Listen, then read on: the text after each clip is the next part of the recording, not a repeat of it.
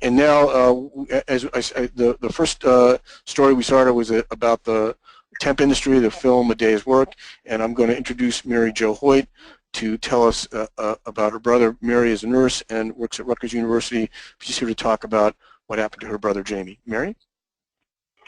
Thank you very much. I appreciate the time, and I appreciate that people want to hear about what happened to our brother. So I'll just tell you about the day that Jamie died.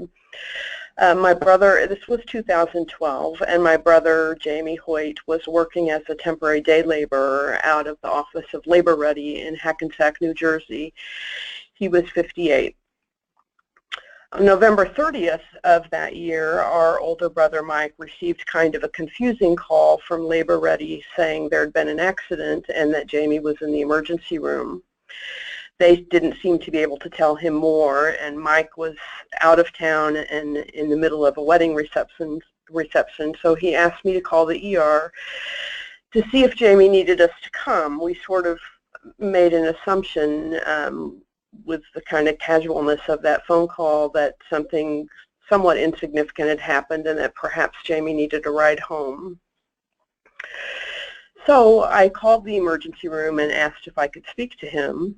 I was on hold for a really long wait, and finally a nurse took my call and said words that I really won't ever forget. She said, "The situation is very grave and the family should come immediately." It was really a shocking moment. We just had no idea, and I felt pretty sick because as Roger said, I'm a nurse myself, and I knew from those words that not only had something terribly serious happened, but even that we might not get to the hospital before Jamie died. And in fact, that's exactly what happened. My brother had been crushed to death by 2,500 pounds of computer equipment that fell on him as he and other temp workers tried to move it. He was probably dead before he arrived at the hospital, and certainly long before I and my siblings could get there. I want to just take about 2 minutes to explain the nature of the accident, because I think it really exemplifies the risks that temporary workers face. On the day of his death, Jamie and 2 other Labor Ready workers were hired to move racks of computer servers out of a Verizon facility in Pearl River, New York. They were supposed to load them on an 18-wheeler that was going to be taking them to another state. Verizon subcontracted to the trucking company subcontracted with a truck driver, and the truck driver contracted with Labor Ready for help with getting the servers onto the truck.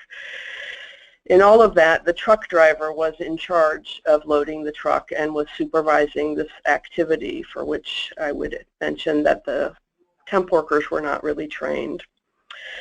2 things were really wrong from the start.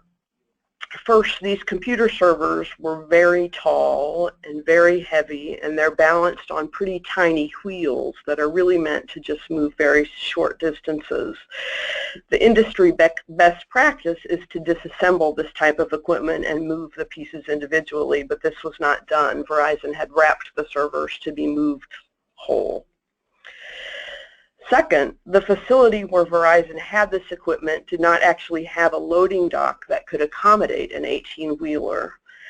Because the loading dock was too small, they first loaded the servers onto a small truck and took that out to meet the large truck in the middle of the parking lot, where they attempted to shift the servers from the small truck to the larger truck by pushing them across the lift gates of the 2 trucks. So they're several feet off the ground, pushing these tall, heavy servers across the lift gates. As you might have anticipated, in the process of moving the 3rd stack across the 2 truck gates, one of the racks started to slip. They couldn't control it. Jamie couldn't get out of the way fast enough. The rack fell and crushed him. And it took emergency service workers more than 40 minutes to get the equipment off my brother. In closing, I'd just like to say 2 things that are really important to me and to my siblings. First, our family firmly believes that accidents like Jamie's are not really a fluke. This is a pattern, as this report that you're talking about today indicates. The work that Jamie and his colleagues were doing that day was carelessly planned, performed without adequate safety measures, inappropriately supervised, but there's no accountability in this contracting and subcontracting system. In the end, the monetary benefit of moving equipment on the cheap goes to Horizon in this particular instance, but the risk of injury and death goes to the temp worker, in this case to my brother.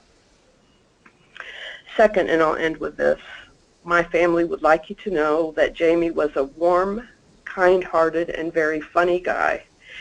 He honestly had a work ethic the size of Texas, and if work was assigned to him, he would do it.